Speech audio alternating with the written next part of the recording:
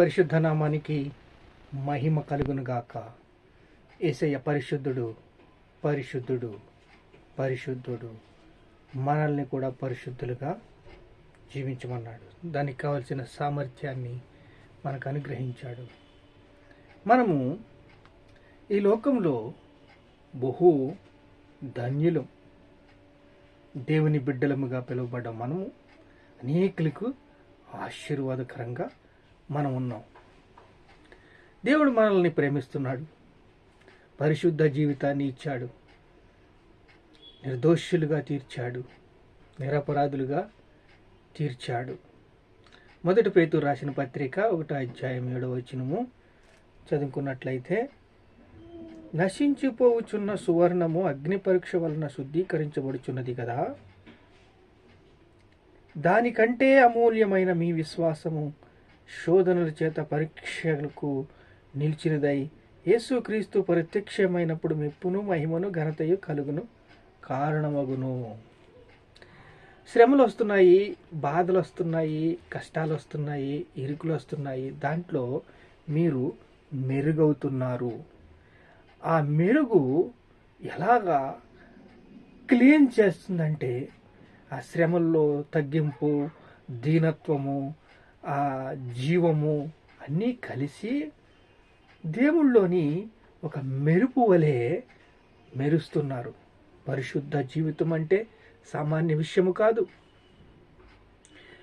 సాతాను బంధకాలు విడిపించడానికి మీరు ఒక సూపర్ పవర్గా మీరు రచించబడుతున్నారు. అంతేకాదు, ఈ సువర్ణము లాగా మీరు అగ్ని చేత కాల్చబడుతున్నారంట.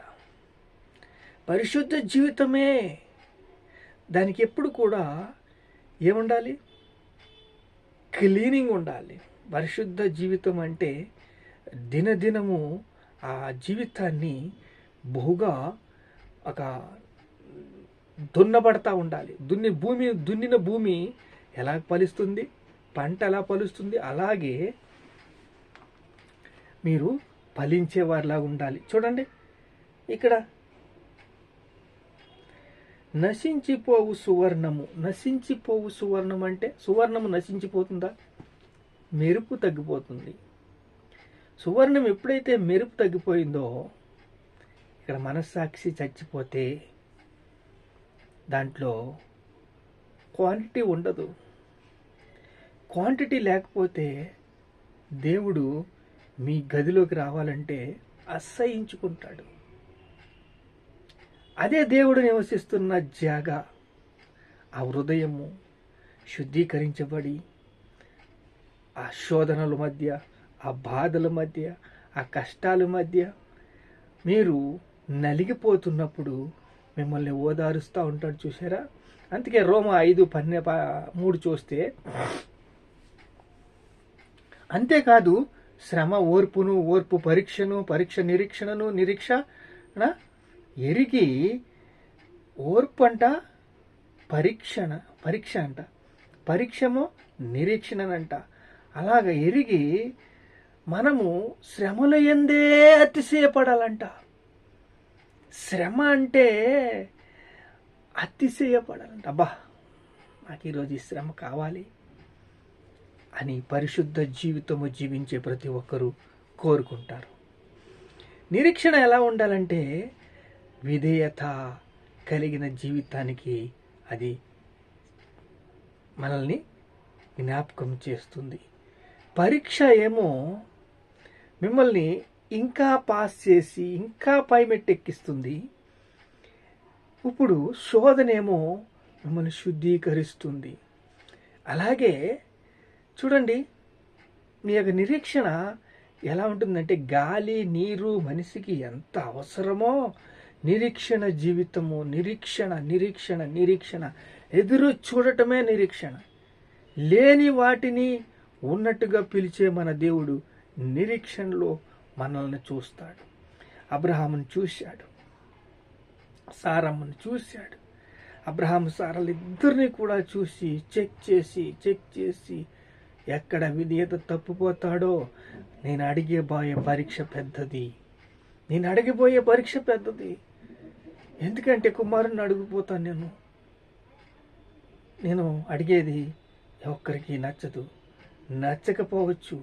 అప్పుడు సారమ్మను దూరంగా పెట్టి అబ్రహాముని ఒక్కడినే అడుగుదాం. ఎందుకంటే నా ప్రియమైన వాడు, నా ప్రాణం కన్నా ఎక్కువైన వాడు అబ్రహామును పరీక్షిద్దాం.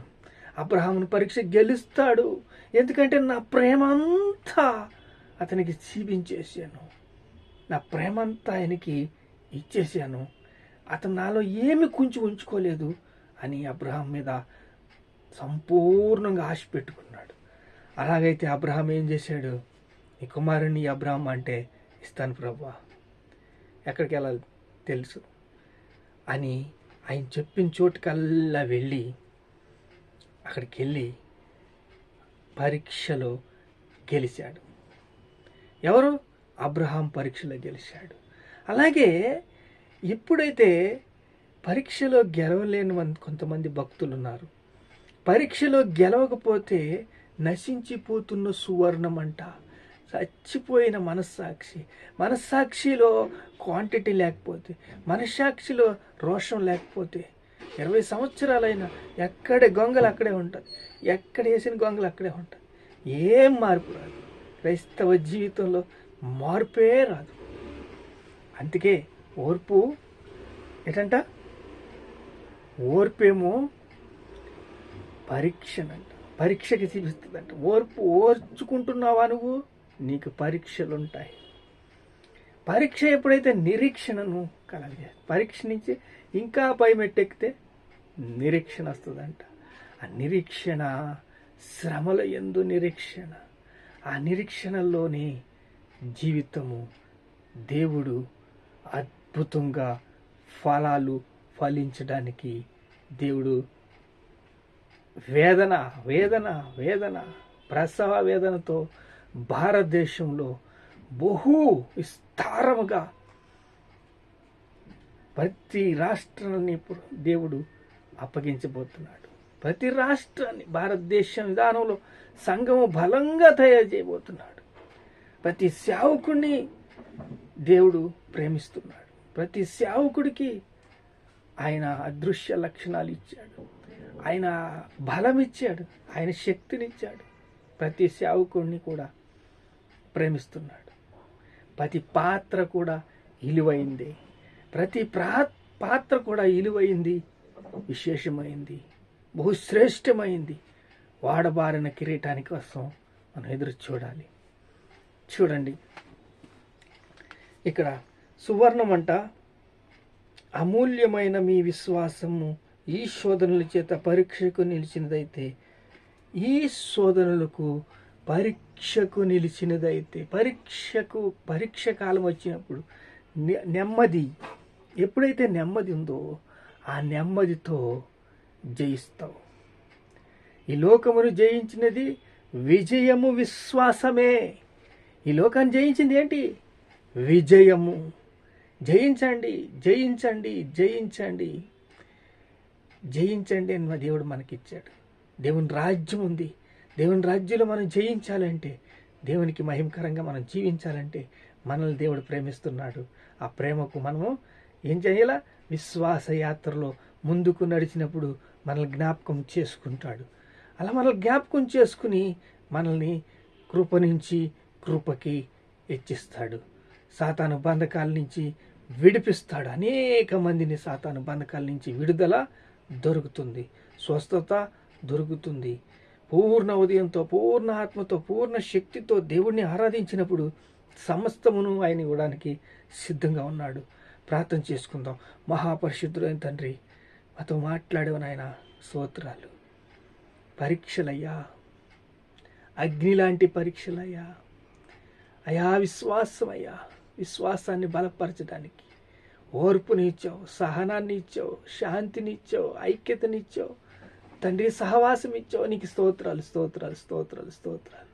యేసు ప్రభువా, నీ ఎంత గొప్ప దేవుడు ఎవ్వరు లేరయ్యా. నీ మనస్సు తండ్రి గొప్పది నాయన, అది మాకు ఇచ్చావు తండ్రి.